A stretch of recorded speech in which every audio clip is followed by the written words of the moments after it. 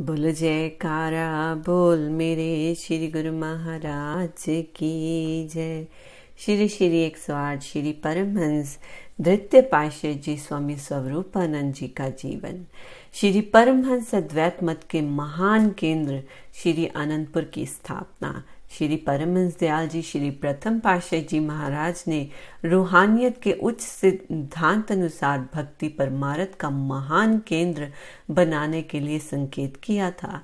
श्री सतगुरुदेव महाराज जी दूसरी पाशाह जी ने श्री परमहंस दयाल जी की श्री मौज को साकार रूप देने एवं युग युगांतरों तक अमर सत्यता की ज्योति को प्रदीप्त रखने के लिए सन 1929 ईस्वी में इस महान परमार्थ केंद्र श्री आनंदपुर सत्संग आश्रम की स्थापना करने की योजना बनाई। अतएव आपने सिंध एवं पंजाब आदि के स्थानों को किरदारत करते हुए मध्य प्रदेश में पदार्पण किया। केवल महात्मा संत विचारानंद जी जो कि साथ लेकर ग्वालियर राज्य में पधारे, यहाँ पर भूमि के कुछ भाग का सर्वेक्षण कर शीघ्र ही यहाँ लौट आए। श्री परमहंस अद्वैत मत के इस महान केंद्र श्री आनंदपुर सत्संग आश्रम की स्थापना करने के लिए धूमधाम से उतरी हुई दिव्य मौज को पूरा करने के लिए श्री सतगुरुदेव महाराज जी ने दृढ़ निश्चय कर लिया। वह स्थान आध्यात्मिक शिक्षा का केंद्र बनकर सृष्टि में विख्यात होगा। देश विदेश के कोने कोने में आत्मिक शांति के अभिलाषी यहाँ आएंगे और ये अमर सत्यता का प्रतीक विपक्ष से सुख शांति और आनंद से सबको मालामाल करेगा। त्रिकालदर्शी प्रभु इस मौज को शीघ्र ही पूर्ण करना चाहते थे।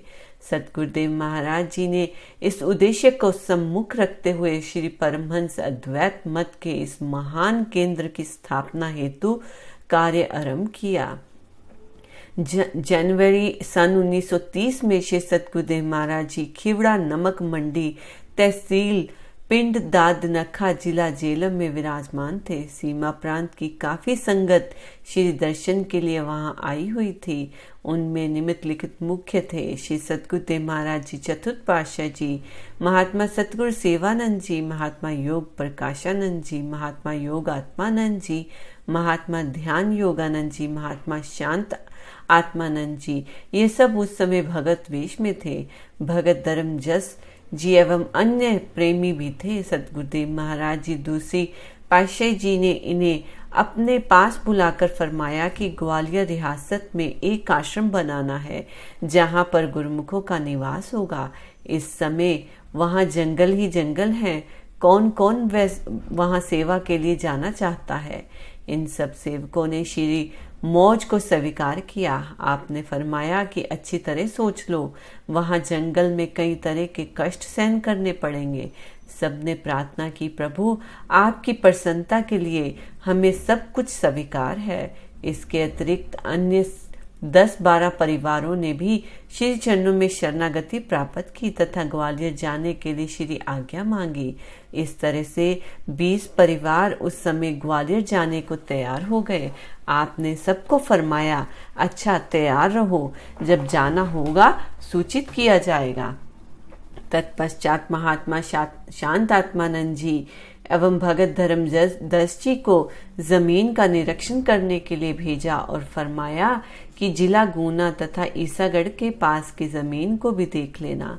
जब ये दोनों ग्वालियर रियासत के जंगलों में पहुंचे तो इस निर्जन घने जंगल को देखकर हैरान हो गए कि इस धरती को श्री सतगुरुदेव महाराज जी कैसे योग्य समझा है। इस धरती को उपजाऊ कैसे बनाएंगे। इस कठोर तथा पथरीली भूमि को सरकार भी उपजाऊ बनाने में असमर्थ है। जिला ग्वालियर शिवपुरी तथा जिला गुना की सब जमीन जो बिकाऊ थी, ग्वालियर राज्य के कर्मचारियों ने इनको दिखाई। कहीं पहाड़, कहीं पत्थर, कहीं घने वन तथा पानी के ना होने का सब वृतांत श्री सतगुरुदेव महाराज जी के चरणों में लिख दिया। वहां से कृपा पत्र आया कि सब जगह छोड़कर केवल ईसागढ़ के समीप का वन प्रदेश देखो। जब ये दोनों भगत इस वन्य प्रदेश में पहुंचे तो ये स्थान इन्हें बिल्कुल पसंद न आया, क्योंकि यहाँ पानी की एक बूंद भी न थी। ग्वालियर राज्य के कर्मचारियों ने कहा कि यहाँ राज्य की ओर से एक कुआं खुदवा दिया जाएगा। महात्मा शांत आत्मानंद जी एवं भगत धर्मजस जी ने श्री आनंदपुर की भूमि का भी सारा हाल श्री चरणों में लिखा कि यहाँ जंगल ही जंगल है, पथरीली और बंजर भूमि है, पानी भी नहीं है। ईसागढ़ यहाँ से 3 मील की दूरी पर है।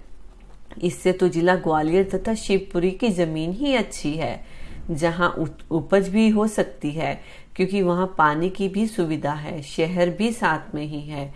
इनका पत्र श्री चरणों में पहुंचते ही वहां से कृपा पत्र आया कि ग्वालियर शिवपुरी वाली जगह को छोड़कर केवल ईसागढ़ी के समीप की जगह ही लेनी है। इस जगह को लेने का निर्णय हो गया। राज्य कर्मचारियों से श्री आनंदपुर शांतपुर कुलवार की सीमाबंदी करवाई गई और श्री चरणों में विनय पत्रिका लिखी गई कि डिपॉजिट के लिए धनराशि किसी के हाथ ग्वालियर भेजी जाए। तब वहां से श्री स्वामी चतुर्थ पातशाही जी महात्मा जी एवं ध्यान योगानंद जी धनराशि लेकर ग्वालियर पहुंचे। महात्मा शांत आत्मानंद जी एवं भगत धर्मजस जी भी ग्वालियर पहुंच गए। 4 अगस्त 1930 में डिपॉजिट जमा करवाकर इन तीनों जगह का अधिकार प्राप्त किया गया। इस प्रकार इस जमीन पर अधिकार प्राप्त करने में 7 मास लग गए। अधिकार प्राप्त करने के लिए महात्मा शांत आत्मानंद जी इस जमीन की देखरेख के लिए यहाँ रह गए। शेष सब लौट गए और श्री चरणों में पहुंचकर सारा वृत्तांत प्रस्तुत किया। जो भगत लोग खीवड़ा मंडी में स्वयं को श्री चरणों में शरणागत कर चुके थे, उनके नाम श्री आज्ञा भेजी गई कि ग्वालियर जाने को तैयार हो जाओ। ये स्थान जो ग्वालियर राज्य में खरीदा गया है और जहां पर भेजा जा रहा है, उसका नाम श्री आनंदपुर होगा। ये एक महान परमार्थिक केंद्र श्री आनंदपुर के नाम से दुनिया में विख्यात होगा।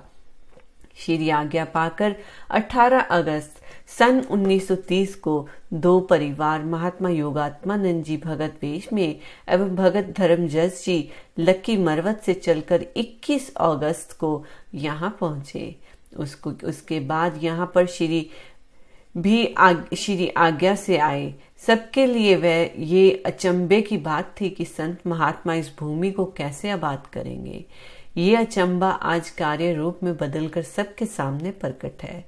4 अगस्त 1930 को 3 चक श्री आनंदपुर शांतपुर एवं कुलवार खरीदे गए थे।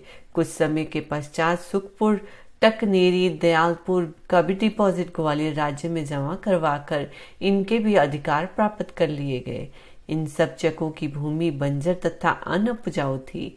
इसके अतिरिक्त एक चक शक्करा जो आबाद था, उसको भी ग्वालियर राज्य से खरीदा गया। यहाँ पर श्री सतगुरुदेव महाराज जी दूसरी पातशाही जी ने श्री स्वामी बेअंतानंद जी महाराज को इन सब चकों का मुखिया बनाया और शरणागत परिवारों की जरूरतों को पूरा करने का आदेश दिया। सन 1931 में आप बखड़ेवाली में विराजमान थे। वहां पर श्री स्वामी बेअंतानंद जी महाराज जी श्री आज्ञा अनुसार श्री दर्शन के लिए आए। यहाँ पर आपने इनको साधु वेश प्रदान कर इनका शुभ नाम स्वामी बेअंतानंद जी रखा। आपने इनके जिम्मे काफी सेवा लगाई हुई थी, जिसको इन्होंने पूर्णतः निभाया। आप बड़े प्यार से इन्हें फरमाते थे, ये तो है ही बेअंत, ये दरबार के सच्चे लाल हैं, हमारे दिल के टुकड़े हैं। यही नाम इनका आगे चलकर यथार्थ रूप से सिद्ध हुआ। इनकी दयालुता का भी अंत ना रहा और महिमा का भी। इनकी विनय पर श्री सतगुरुदेव महाराज जी ने श्री आनंदपुर में कृपा की। उस समय तक श्री आनंदपुर में अभी थोड़ी सी जमीन को साफ कर घास फूस की झोपड़ियां ही बनाई गई थी। यातायात के साधन सुगम न थे और ना ही शारीरिक आवश्यकताएं की पूर्ति के यहाँ साधन सुलभ थे। वर्षा ऋतु में ये झोपड़ियां अत्यधिक वर्षा के कारण बह जाती तथा तेज हवाओं से छतें उड़ जाती। श्री सतगुरुदेव महाराज जी के सन्मुख बाहर से आई हुई संगत ने इन कठिनाइयों के लिए विनय की। आपने सबको आश्वासन दिया कि धीरे धीरे यहाँ सब कुछ बन जाएगा, घबराने की जरूरत नहीं। इस प्रकार उनको आश्वासन देकर तथा कुछ दिन यहाँ श्री दर्शन देकर पुण्य सत्संग कार्य के लिए लौट आए। आप सब स्थानों को परिभ्रमण कर पुण्य चकोड़ी संत आश्रम में लौट आते थे। इस प्रकार आप मध्य प्रदेश, उत्तर प्रदेश को किरदारत कर पुण्य पंजाब में आए। अब नित्य प्रति शरणागतों की संख्या बढ़ती जा रही थी। आपकी लीला मन वाणी से परे है। आप क्या क्या करते थे इसका विशद विवरण देना अत्यंत कठिन है। सन 1933 में आपने शरणागतों को आग्रह पर श्री आनंदपुर में पुण्य कृपा की और श्री दर्शनों के लिए संगतों को आने की आज्ञा प्रदान की। श्री दर्शन के लिए यहाँ संगतें आने लगी। केवल श्री सतगुरुदेव महाराज जी के लिए एक पत्थरों का कमरा बनवाया गया, शेष सब झोंपड़ियां थी। उस समय कृषि विभाग के कृषि मंत्री श्री बापू राव पवार भी श्री दर्शन के लिए आए। उसने श्री चरणों में विनय की कि महाराज, इस भूमि को तो सरकार भी उपजाऊ बनाने के लिए असमर्थ है तथा अन्य कई लोग भूमि खरीदकर असफल हो इसे छोड़कर चले गए। आप इसे कैसे आबाद करेंगे? बंजर भूमि तथा घना वन है। श्री वचन हुए, यहाँ पर ढाक के स्थान पर अमराइयां झूमेंगी, चारों ओर उद्यान ही उद्यान होंगे। चिकित्सालय, भव्य भवन, पाठशाला तथा पक्की सड़कों का निर्माण होगा। यहाँ एक महान सरोवर होगा जिसके जल के लोग शीशियों में भरकर ले जाएंगे। ये एक तीर्थ धाम बनेगा। यहाँ और बहुत कुछ होगा। ये वचन सुनकर वह कृषि मंत्री नतमस्तक हो गया। उसने मन ही मन सोचा कि संतों की लीला न्यारी है, उनके रहस्य को बुद्धि द्वारा समझना कठिन है। श्री सतगुरुदेव महाराज जी तीसरी पातशाही जी ने कालांतर में इन श्री वचनों को साकार रूप दिया और वर्तमान समय तक युग पुरुष महान विभूतियां उन श्री वचनों को साकार रूप दे रही हैं। आपने श्री आनंदपुर में कुछ समय तक गुरुमुख शरणागतों को श्री दर्शनों से किरदार्थ किया। श्री आनंदपुर निवासी सेवकों को परिश्रम करके इसे आबाद करने की आज्ञा प्रदान कर स्वयं सत्संग उपदेश के लिए प्रस्थान किया। श्री आनंदपुर का संपूर्ण हाल श्री आनंदपुर सत्संग आश्रम के प्रकरण में दिया जाएगा। आप एक वर्ष में कितने ही स्थानों पर कृपा फरमाते, इसका वर्णन किया जा सकता है। कई बार आप मौजवश 2-4 मास एक स्थान पर ठहर जाते और कई बार 4 मास में संपूर्ण पंजाब, सीमा प्रांत तथा उत्तर प्रदेश को किरदार्थ कर देते। इन सब का मुख्य केंद्र चकोड़ी संत आश्रम ही था, जहाँ पर सब स्थानों का परिभ्रमण कर आप वापस आ जाते थे। बोलो जयकारा, बोल मेरे श्री गुरु महाराज की।